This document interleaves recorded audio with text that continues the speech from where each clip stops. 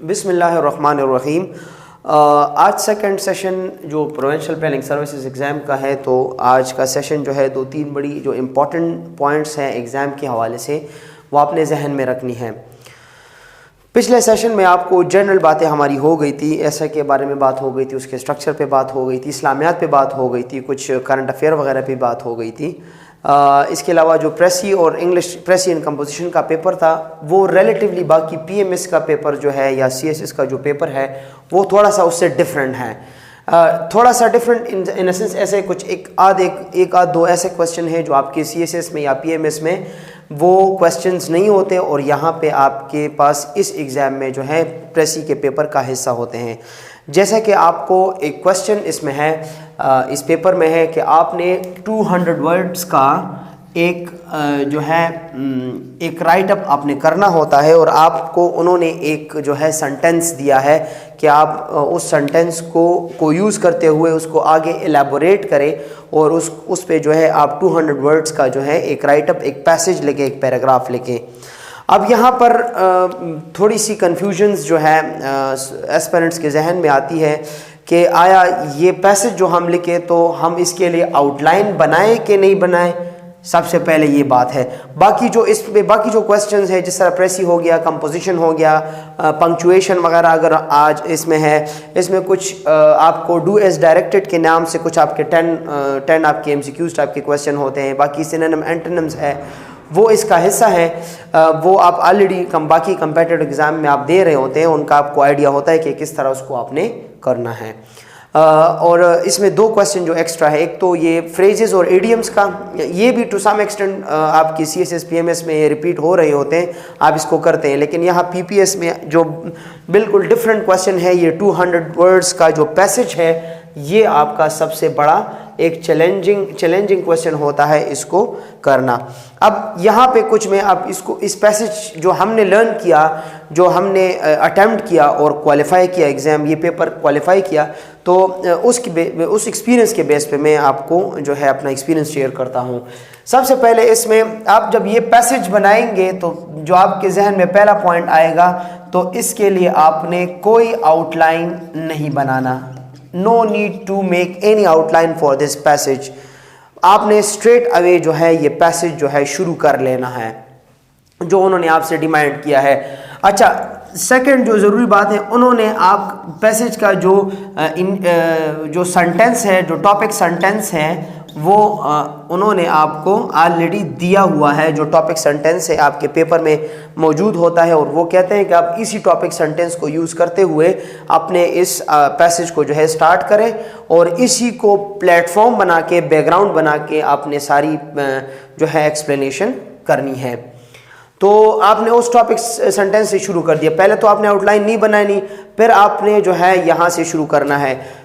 Similar जिस तरह आपका ऐसे में एक प्रोसीजर जहन में रखते हैं, आप पहले इंट्रोडक्शन लिखते हैं, फिर आप इंट्रोडक्शन के बाद जो है बॉडी पैराग्राफ्स बनाते हैं और फिर जो है आप जो है कंक्लूजन करते हैं अपनी ऐसे की।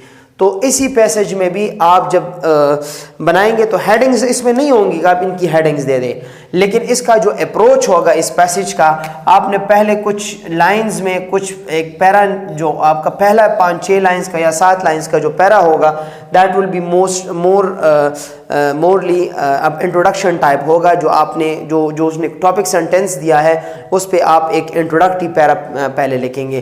फिर आपके बॉडी पैराग्राफ तो इसमें एक ही आएगा, बाकी ऐसे में हमारे पास बहुत होते हैं, लेकिन बॉडी एक पैराग्राफ आपका तकरीबन 10 to 11 लाइंस या 12 लाइंस या even 14-15 lines, depending upon your writing style and the font size of your writing. ठीक हो गया। फिर आप उसके अकॉर्डिंग एक बॉडी पैराग्राफ उसका लिखेंगे और एट द एंड उसी टॉपिक सेंटेंस का आपने एक कंक्लूडिंग भी करना होता है।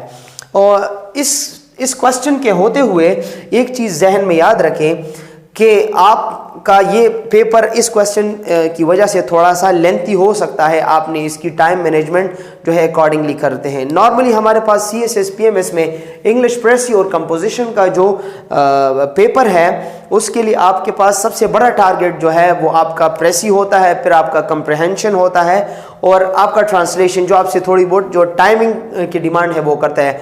बाकी जो पंक्चुएशंस है या आपके साथ जो प्रपोजिशंस है या सेंटेंस करेक्शन है, अगर आपको वो आते हैं, उनका कॉन्सेप्ट्स आपको होता है, तो वो बड़े कम टाइम में ईजिली आप उसको कर सकते हैं।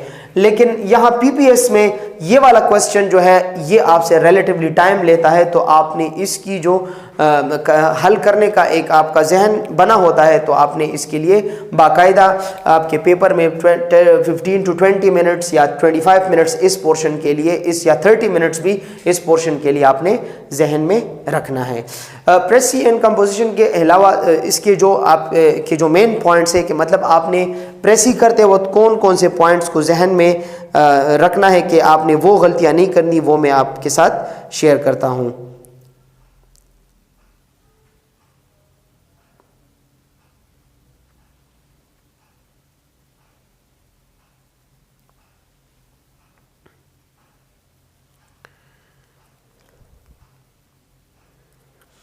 अच्छा, आपके साथ मैं अभी प्रेसी के बारे में जो है ये शेयर कर लेता हूं कि आपके प्रेसी के जो रूल्स हैं वो थोड़ा सा मैं आपको एक्सप्लेन करता हूं।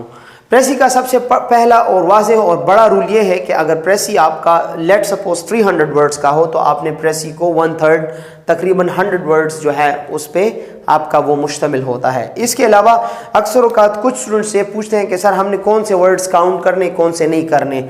तो जहन में रखिएगा कि आपके जो 2 लेटर वर्ड्स होते हैं ये अनकाउंटेबल होंगे। जो 2 लेटर वर्ड्स आपके जितने भी हैं ये आप काउंट नहीं करेंगे। जिस तरह इज़ हो गया, एम हो गया, इस टाइप के वर्ड्स या ऑफ, इन ये सारे अल्फाज जो है ये काउंट नहीं होते।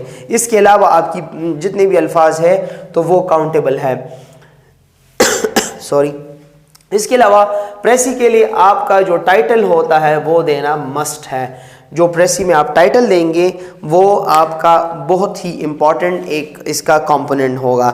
इसके अलावा अगर आपकी प्रेसी में ऑथर ने या उसकी राइटर्स में कुछ एग्जाम्पल्स दिए हों, तो आपने एग्जाम्पल्स को जनरलाइज फॉर्म में लिख के उनको हर एग्जाम्पल को लिखने की ज़रूरत नहीं होगी, बल्कि आपने जनरलाइज बात करनी है।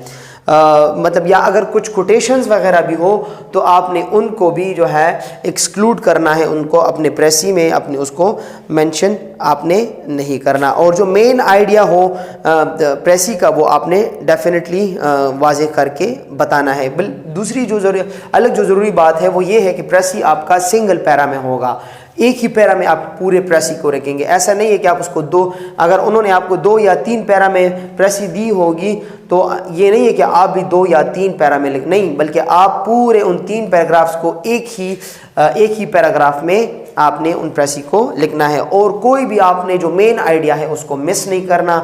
इसके अलावा मेन आइडिया के भी मिस नहीं करना, और इसके अलावा आपके प्रेसी में, आपकी राइटिंग में कोहेरेंस होनी चाहिए। वो एक दूसरे जो उन्होंने जिस तरह उस मेन पैसेज में सेंटेंसेस को लिंक किया हो, तो उसी तरह आपने भी अपने राइटअप को जो है वो लिंक करना है।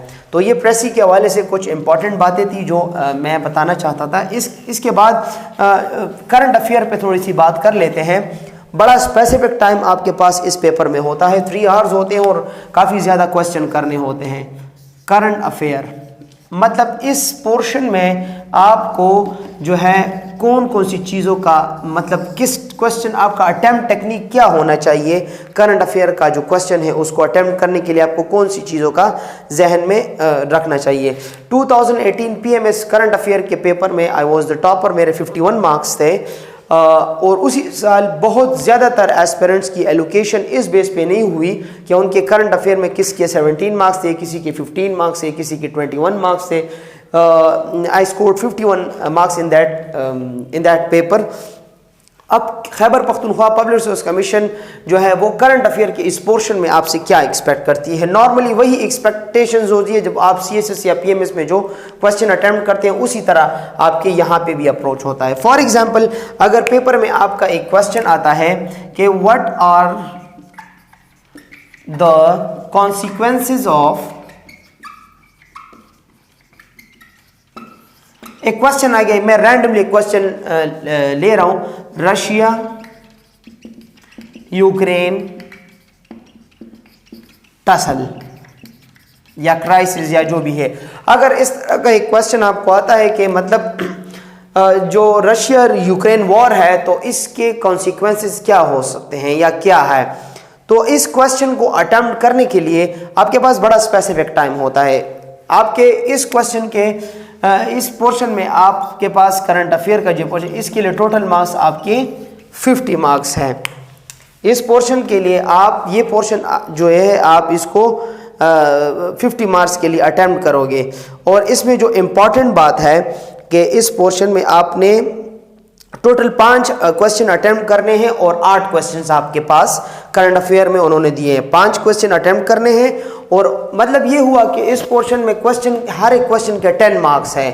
तो जहन में रखिएगा कि हमारे साथ पीएमएस में, सीएसएस में हर एक क्वेश्चन के 20 मार्क्स हैं, जबकि यहाँ पीपीएस में हमारे पास इस क्वेश्चन के 10 मार्क्स के। और एस्पिरेंट्स यही गलती कर लेते हैं कि वो इसी सोच के साथ वो इसी पोर्शन को शुरू कर लेते हैं कि हमने उसको इसी तरह फॉलो करना है जिस तरह नॉर्मल आपके पीएमएस या सीएसएस में आप अटेम्प्ट करते हैं।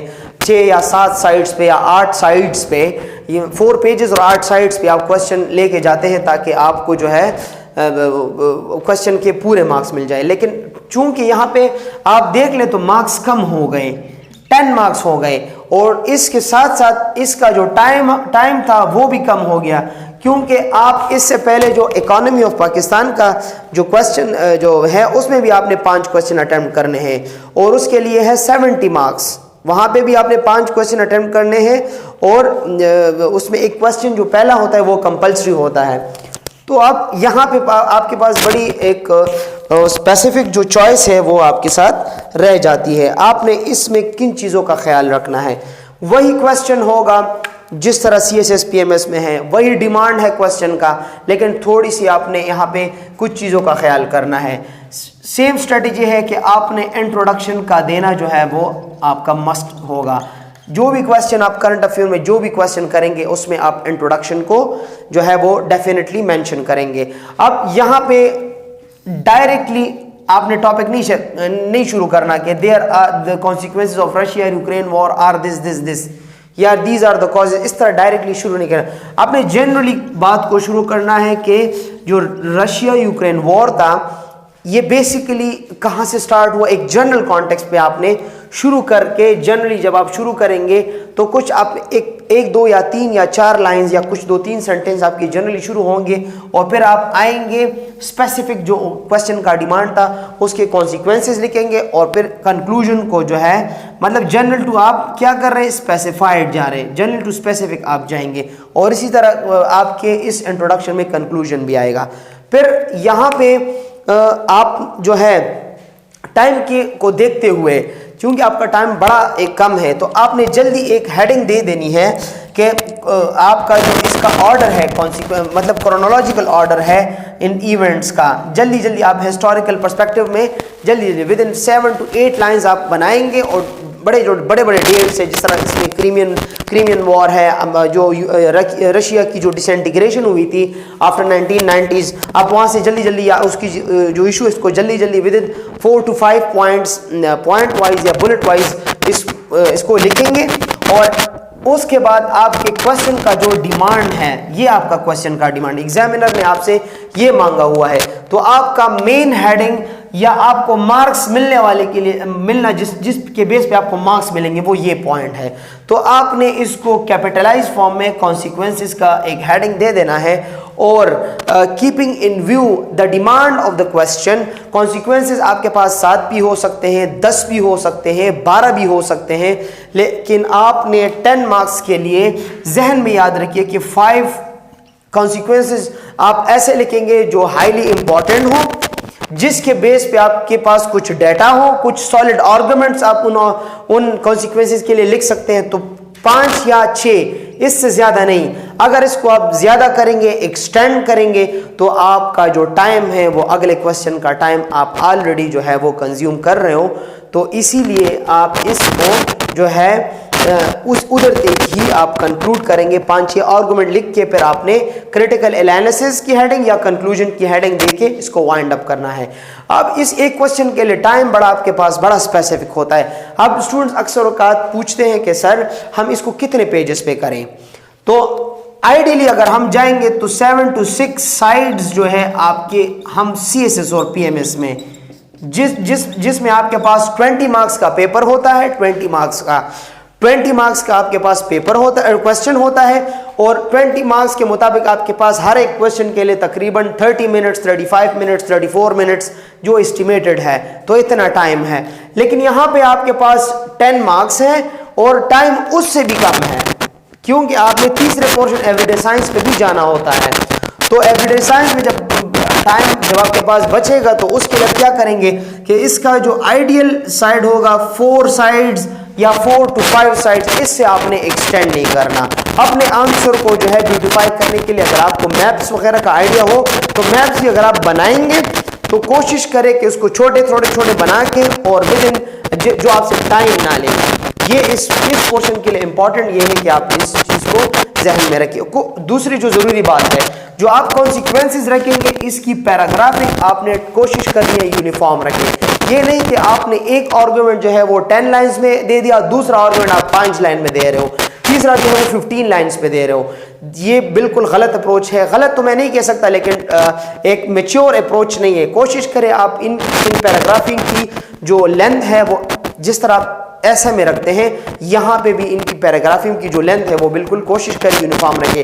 1-2 लाइंस इजाफी हो सकते हैं, लेकिन इससे ज़्यादा कोशिश करें इसको एक्सटेंड ना करें। तो ये करंट अफेयर के हवाले से जो इम्पोर्टेंट बातें थी आपको मैंने जो है बताया। अब हम इसी पेपर में थोड़ा सा आगे जाते हैं एवरीडे साइंस के पोर्शन में। इकोनॉमिक्स और इकोनॉमी ऑफ पाकिस्तान के हवाले से मैंने मैम तूबा से स्पेसिफिकली आपके लिए बात की है। इंशाल्लाह जैसा ही सेशन उनका इनकमिंग डेज में अरेंज हो जाता है तो मैं आपकी जो है वो आपके साथ सेशन लेंगी और मैं अकॉर्डिंगली आपके साथ वो लिंक वगैरह शेयर कर लूँगा। अब एवरीडे साइंस के पोर्शन पे आते हैं। अब इसके क्वेश्चन में आपने क्या क्या चीज़ों का ख्याल, लास्ट टाइम जिस तरह एक क्वेश्चन आया है ऑप्टिकल फाइबर का, मैं उसी को एज एग्जाम्पल लूंगा। अब इस क्वेश्चन में आपने क्या क्या चीजें मेंशन करनी है, क्या रिमेंबर एवरीडे साइंस या जनरल साइंस के पेपर में आपने कभी भी इंट्रोडक्शन या कंक्लूजन का कॉन्सेप्ट नहीं है। ये जनरल नॉलेज का पेपर है, आपके नॉलेज का पेपर है, आपके एनालिसिस का पेपर नहीं है।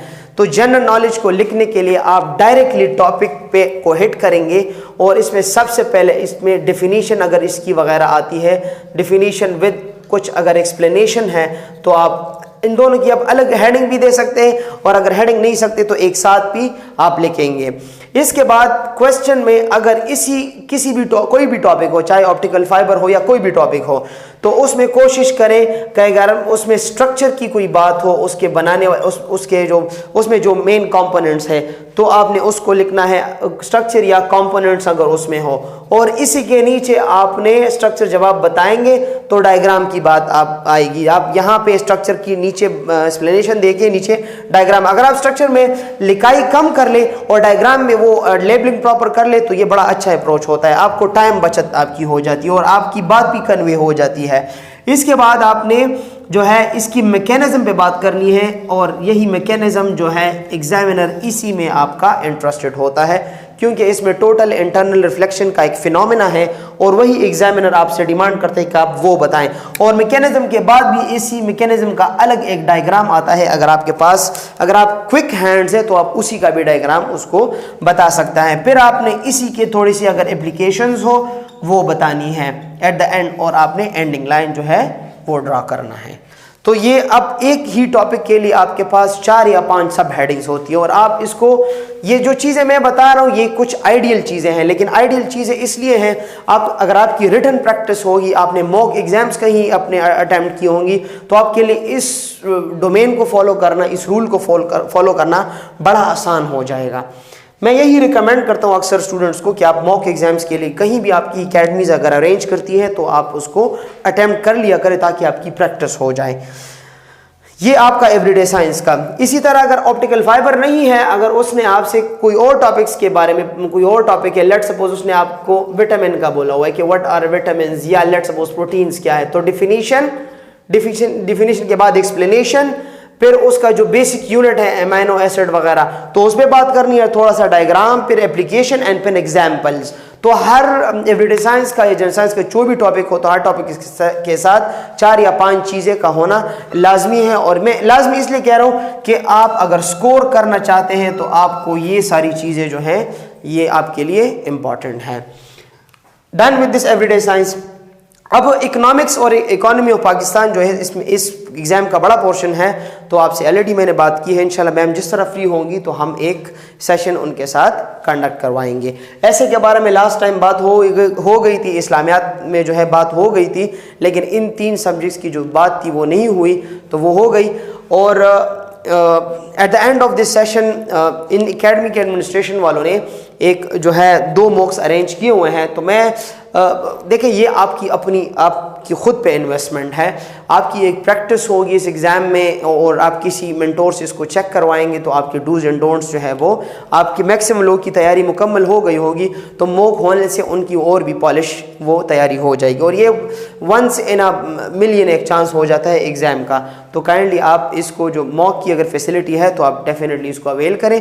कोई भी क्वेश्चन हो तो आप मुझसे ज़ाती जो है उस पर कॉन्टेक्ट कर सकते हैं। और अगर आप मॉक के लिए रजिस्ट्रेशन करना चाहते हैं तो मैं आपको ये जो नंबर है बोर्ड पे लिख लेता हूँ। आप ये एकेडमी के एडमिनिस्ट्रेशन का नंबर है, आप इनके जो है इनसे डायरेक्टली आप लिंक हो सकते हैं और मॉक के बारे में आप यहाँ से इंफॉर्मेशन भी ले सकते हैं और रजिस्ट्रेशन भी करवा सकते हैं। और इंशाल्लाह एक मॉक तो मेरे ख्याल से इसी वीक है, दूसरा मॉक जो है वो अगले वीक है, उसको उस अपॉर्चुनिटी को अवेल करें। शुक्रिया, अस्सलाम वालेकुम।